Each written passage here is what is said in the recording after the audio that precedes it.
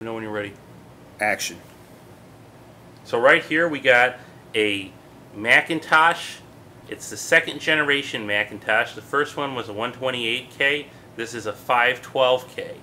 This to me is the pinnacle of Steve Jobs' accomplishments and really defined and created the technology that we use when we think of a PC and of a personal computer in a lot of ways. And this is pretty amazing. If you look at this here, the material that it's made out of, all this is a carrying case. This is pretty much the laptop equivalency of its day. This is about 30 years ago. High quality materials, good quality zipper. And that's a backpack basically, right? Pretty much a backpack for your computer. You carried that on your back. They have storage space for your mouse, and the material is really soft, really nice. Has a warning label. This bag is designed for carry-on use only, and all that stuff. Had storage containers there, containers here for storage. And then on the front, you can see we talked about a little bit earlier how expensive it is to print this. Yes, one of the most expensive logos ever because Steve Jobs wanted it to be rainbow colored. And of course, color printers, any printer back then was expensive, but color printers in particular were expensive. And so that cost a lot of money. And you can see how that's stitched in, right? That's all stitched in. Yeah, it's stitched in. It's solid. It ain't going off. This was all made in America. Yes. And I believe this retailed for $2,000, $3,000. It was a lot of money. Yep. Back in the day. We were just saying this was before Steve Jobs basically joined the dark side and started producing things in China. Yeah, suicide freaking nets and all this crap for the iPhone. It was just greed and exploitation. This was also back when Walmart was still controlled by Sam Walton and everything was still made in America. Oh, hey, and this was inspected by number 2. It sure was. Oh, and on the bottom they have these little things here. Yeah, those little things like little stubby leg things. Yeah. And I guess to go a little bit more on the history and how I got this was my grandfather's computer. Wow. He was a World War II veteran, and he wrote a book on his World War II experience. This is the computer he wrote it on. So wow. It has a lot of symbolism and significance and meaning to me. And you own it now, right? He gave it to me because he can't see, he can't really use it. He had another one after this one, but that was a piece of junk. I just scrapped it. It wasn't worth nothing. But this had such a historical significance. This had the case, and this is where he did a majority of his writing. He edited it on a little newer, fancier one.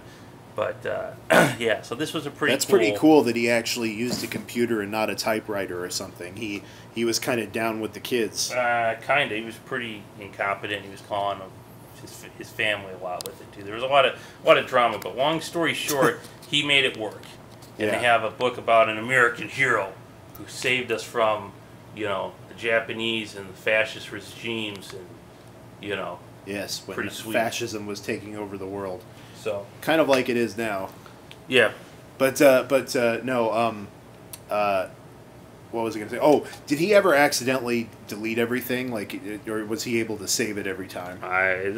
This is a little more involved than delete and save everything. Like, you got to put a floppy disk in just to boot this thing up. Yeah. Then after you boot it up, you got to put a disk in to run whatever program you want to run. Yeah. So did he ever accidentally not save a bunch of stuff? Or? it wouldn't surprise me. I don't know the whole drama again in the backstory, but let's look at the mouse here. This says Apple Computer Inc., made in the USA. And this is really unique and cool with the Macintoshes. If you look at this, they have the clicker, they have the mouse, they have the keyboard. Which was originally Xerox technology. Yes, that Steve Jobs appropriated. Yep, and they just kind of use that. They also have kind of like a phone line that they use to connect this thing, which is cool because usually Apple would use the most proprietary piece of shit that would make it impossible to connect anything. Yes. But it's nice that they have just pretty much a basic looking phone line. And I like those kind of cords. They kind of look cool, and they just kind of give the whole thing kind of a cool look. Yeah. And the front's really kind of a simple aesthetic, basic thing here. I'm going to actually move it. Yeah, maybe turn it toward me. Yep, I'm going to show you a couple more things here with this before we boot it up. Oh, and look, you can pick it up. It's got a handle. You can pick it up. Yep, we'll show that here. So there's a volume control, or a light control right there. We'll go to the sides. Here's a side view of it. Here's the back. So you can see, I'm going to lift the Mac, baby. Feel that burn. Yeah, lifting innovative technology. You're pumping silicon. See, it says Macintosh 512K. It says the model, FCC compliance information, that it was made in the USA. These are all the proprietary ports. Luckily, I still have the mouse that goes along with it. The power button's right here, so I guess it's easy. I mean, this is really actually pretty small and portable if you think about what all it could do.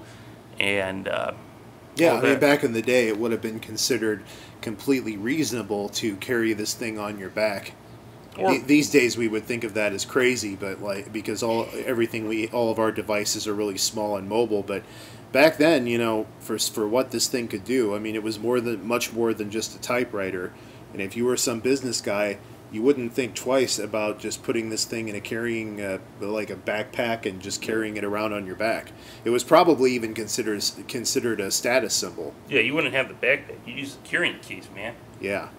But anyhow, I'm about ready to boot it up, so I'll angle it here so you can see the screen and the mouse and all of its action.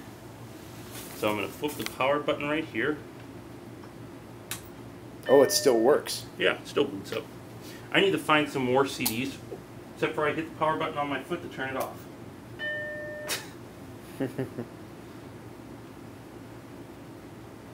There we go. So now it's questioning. It's alive! It's alive! It's kind of questioning its existence. It's asking, feed me, feed me, feed me floppy. And now there shall be knowledge. See, it's a happy Mac. Oh, yes. It's a loading Mac. Welcome to Macintosh.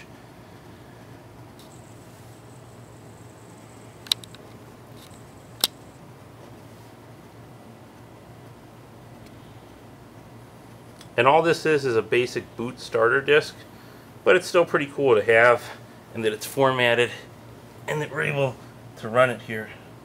Yeah. You could definitely see how the computers that we use today are direct descendants of this. You know, you hover over something and you click on it, and it does something. It takes you to a menu. Yeah, we're going to be doing some math now. Let's see. See, you had a calculator. And you can use the keyboard here. And we'll get our mouse over here. Made beeps. And what year is this again? 1984. Yeah. I think was when it first came out. Somewhere around 84 to 86 is when these were made. And it might say it on the back somewhere what it is. But, so imagine it. You're just some douchebag living in 1984. You see something like this. Imagine how futuristic it must have oh, seemed. yeah. I mean, this was the ad. You remember where they did the 1984 ad? Yes. This is what they based it on. The famous one with, that was based on 1984, the story of 1984. And this is the upgraded model. I think my grandfather got it free because I have some family that were professors at the university, and they gave him this computer free, and that's how he got started with writing this book. And that was in the 90s. So this was already several years old. This is in black and white. You can see it's a monochrome thing. It's not really, there's no color with it. But it's still functional, and it still has a keyboard and a calculator. And that's a nice keyboard, too. That's like, oh, yeah, it's mechanical. Very high keys there. Sounds like Morse code almost. And that's how we broke it. Yeah. Oh, it makes a noise every time you hit a key. I don't think every time you hit a key. I think when you're doing stupid stuff on it, it's not when recognized. Yeah. Like if I had a writing app on here, it probably wouldn't make that noise. Yeah, it'd be cool as if each key produced a different note. It'd be like making music while you're typing. Well, they probably have an Apple upgrade for that now. It's just $3,000. So some of these stuff, it talks about really how you can print your content off. They have Apple Talk, which I believe is a network connected server. They have Image Writer. They have Laser Writer. And I think I may have one of these printers in our basement. We may have gotten rid of it, but there's different ways you could connect and try to have it talk to the printer. But honestly, thinking about this device is pretty much over 30 some years old, and that I'm still able to get it to boot up and do this stuff and even move. some of these computers that they're making, you're lucky if you can get it going if it's 5 years old. Yeah, it's unlikely that it'll last 5 years. But back in the '80s, they built things to last. Like, if you have an NES, it's actually more common for an NES to still be working than for it not to still be working. Really, unless it was a kid who was like not who was treated it like total crap. Yeah. But like if you took care of it, like to a reasonable degree, it's actually much more likely that the thing's going to work than that it won't. I have an NES, an original NES that still works just fine. It's just like new.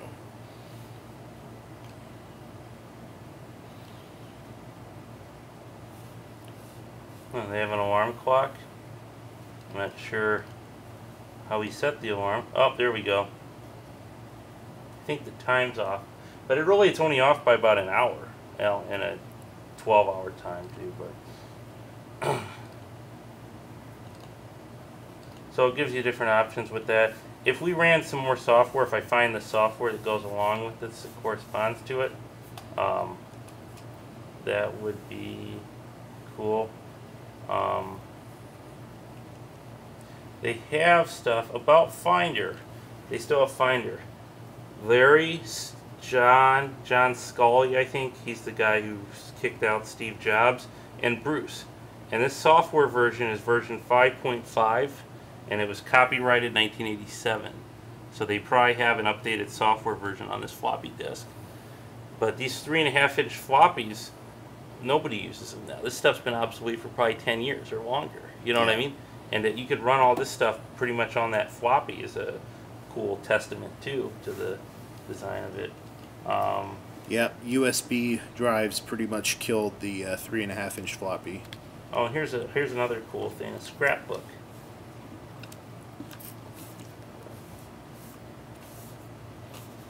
Place to keep pictures, charts, text, and anything you create with Macintosh. Which is cool. You could save images on a machine. That was a novel thing at the time. Yep. And I remember I used to be a little bastard, and sometimes I'd go to the library and I would steal the little balls out of the mouses. Oh wow. Yeah.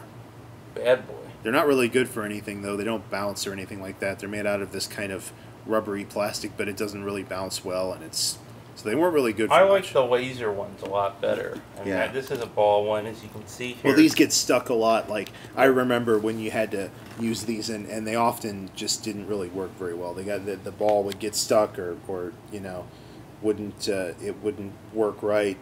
Wouldn't what you were doing wouldn't translate to the screen. That's kind of cool. Yeah, this is just a scrapbook that you can show images that it had this cool of an interface for it. But I think for the most part, that's about it.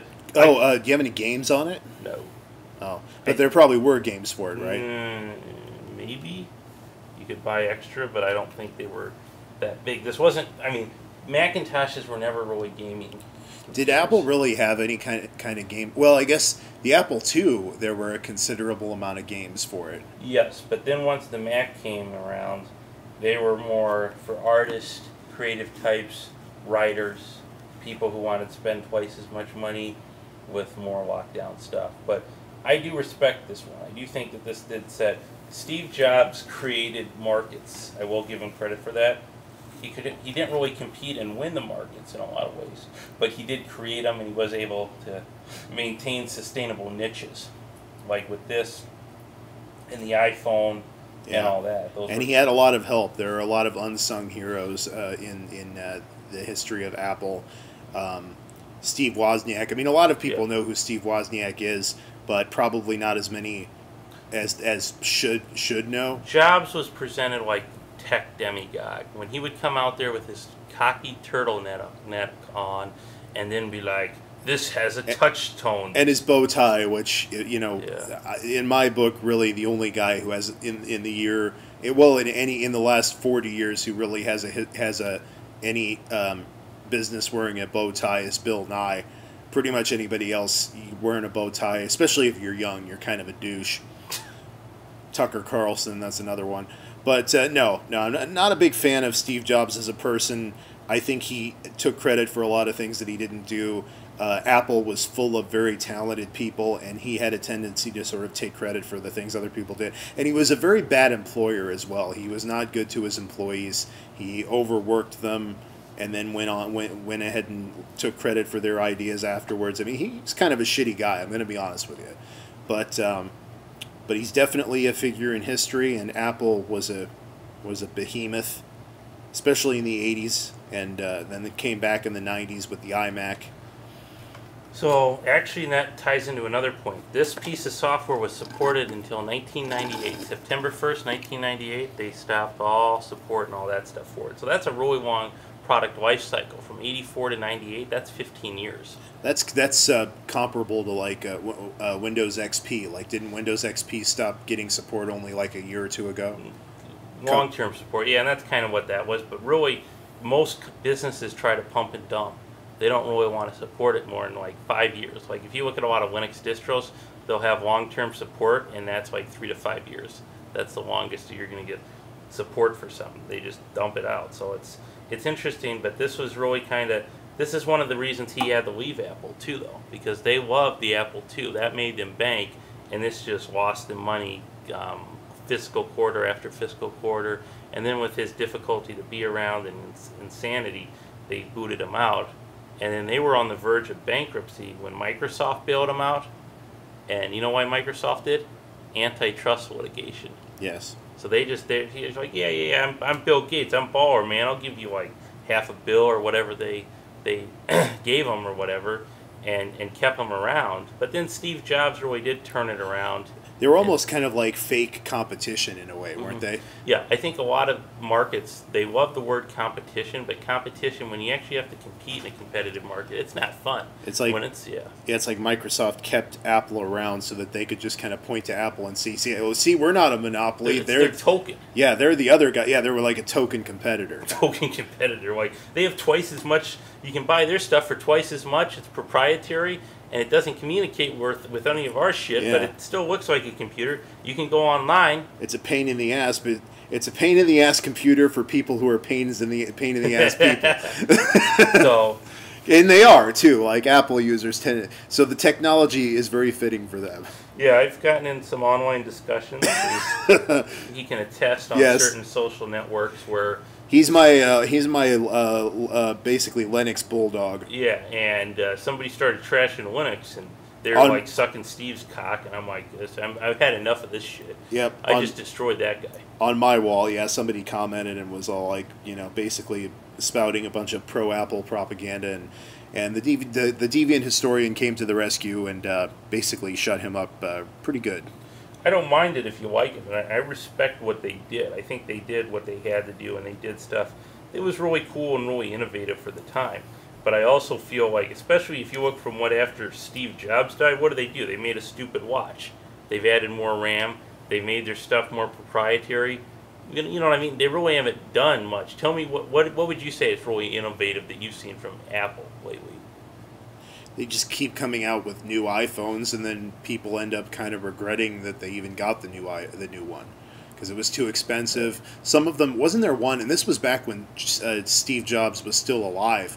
There was some kind of a debacle where one of the iPhones didn't work right unless it had a certain type of case, you know, or something like that. And I remember thinking that was really ridiculous, that something like that would happen where the phone wouldn't even operate correctly or take calls basically. Well, it did everything except for taking calls. So. Yeah, unless it had this case. And then also issues with like batteries, I think too. Like the batteries die way too soon, and I don't know. But yeah, not too much. I mean, I can't blame the new guy. I mean the new guy, he had so much. What's the new guy's name? Tim Cook. He's the first gay. Yeah, I'm gonna gotta jump right to that. Well, I'm just saying that's it's a milestone. Corporate culture, it's very straight, rich white guy culture. Yeah, and that if he's actually gay and he actually announced that he was gay, that's kind of a big deal. He was basically kind of outed though. It was kind of unfortunate. Oh, really? Yeah. I didn't know the context of it. Was it Gawker? It was No, it wasn't Gawker. It was a guy on. I think it was. CNBC. Oh. the CNBC is the business one, right? NBC is probably NBC what it is the is. business. Yeah, it was some guy I think on there. I'm not sure, so don't hold me to that. But it was a guy on a news show who basically came out and said that, and yeah. But anyway, Tim Cook, everybody had really ridiculously high expectations for him. I mean, you're following Steve Jobs, who has this reputation for being this visionary genius. Whether it's deserved or not, you're still following that, and so it's kind of impossible to live up to those expectations. The analogy that I would give, because of how fanatical and cult-like the Apple people are, to some extent, Steve Jobs was the Jesus Christ of Apple. Yes. And Tim Cook is the first pope. It was kind of cult-like in some ways. And if you ever watched the movie, I think it was an HBO movie, Pirates of Silicon Valley. Yeah. Very good movie starring Nola Wiley and Anthony Michael Hall. They really get into that, about how Steve Jobs kind of created this almost cult-like vibe in Apple. And it was kind of part of his undoing, because it just led to a lot of resentment and stuff. And he was a paranoid nut job, and he was adopted, and that was part of how that was kind of how Bill Gates manipulated him, because Bill Gates was like a master manipulator, and he kind of wanted Steve to think that Apple and Microsoft were kind of like one big family, and of course Steve being adopted. There's a scene in there like the Steve being adopted. He was always like yearning for a family, which is kind of ironic, because he didn't accept his daughter, and really messed up. But anyway, there was a lot of manipulation and a lot of business and a lot of politics. And Bill Gates, going on a little bit of a different tangent, came from a really well-to-do family, and his mother was on the United Way board of directors, and so was a bigwig at IBM. And they came up with the idea of creating a non-exclusive license for DOS, which was his main software at the time. And that allowed for all these other Compute and HP and all these other companies to run Windows and kind of make it the dominant force and kick their ass, kicked Apple's ass. But yeah. Apple really liked control. Apple really wanted control over everything and kept it pretty locked down. This is a pretty cool device. I'm really glad I got it. Like I said, the history and the meaning behind it's pretty cool too. It's just a cool thing to have. I mean, if somebody offered me one of these, I would definitely take one, because it's just a really cool kind of conversation piece. And the fact that you can boot the thing up and still use it, yeah, it's pretty cool. It's still going. So I'm going to shut it down now. We can go through a little shutdown process. Which is perfect, because we have about 5 minutes left. Well, it's going to be quicker than that. You may now switch off your Macintosh safely. It's not going to blow up or anything. Nope.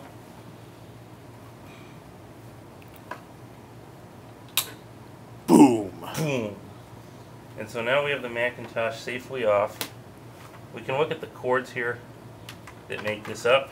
It's like Mr. Rogers' Neighborhood. We're going to be going away now. And you can just see the chords. You can see the model number, made in the USA, Apple computers, all that. You can see the 3.5-inch disc here. System backup startup, Sony.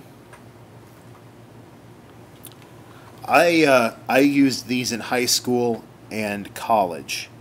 You never went USB at the time? Not at the time, because that would have been like $8. It would have been like in the mid-aughts. Yeah. That I went to college. Like, went to high school in the early aughts, went to college in the mid-aughts, and was still using those. Started using flash drives a few years ago. Mm-hmm. And we can just take a look here on the back of this. You can see that information again. Apple, made in the USA, power voltage, all that, the model number, that stuff, the 5K again. Different ports, you got your monitor, I think that's an external monitor. I don't know what the hell that is. A printer, a phone adapter, an audio port for that. And could you store music on this? Dude, not really. Maybe you could play it if you had the thing. You could put like one song on your floppy. So it couldn't even do what an iPod could do. Oh no, this is way less than an iPod. What was its storage capacity on just the device itself, the machine itself? Not much. I don't remember the exact size, but it was a pretty tiny device. Probably like just a few megabytes. Yeah, if that. A lot of it was all disk-based OS. And it's still kind of hot. There's a lot of ventilation stuff here, and it's a cool little device. So, yep. So we're done then. Yeah, we're good. Okay, cool. And I'll end on the mouse. And good night.